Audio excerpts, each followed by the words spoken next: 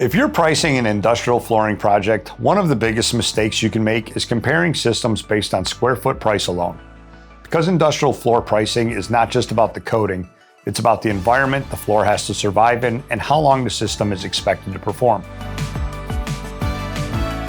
A warehouse with light forklift traffic has completely different flooring requirements than a food processing facility dealing with constant washdowns, moisture, chemicals, and thermal shock. That's why pricing can vary significantly from one facility to another. At Customcrete, one of the first things we evaluate is how the building actually operates day to day. What kind of traffic is moving through the facility?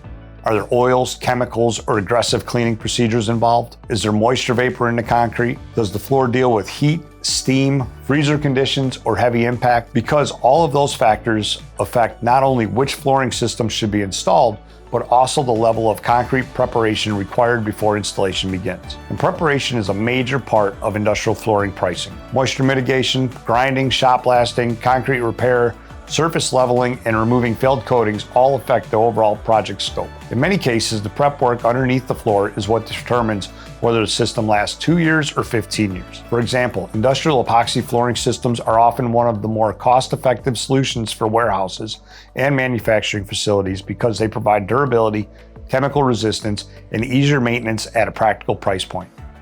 But in facilities dealing with moisture, thermal shock, and aggressive sanitation procedures, urethane cement may cost more upfront while delivering much better long-term performance. And when operational downtime is critical, some facilities choose polyaspartic systems because faster cure times can reduce shutdown time significantly. The reality is the cheapest flooring option upfront is not always the least expensive flooring option long-term.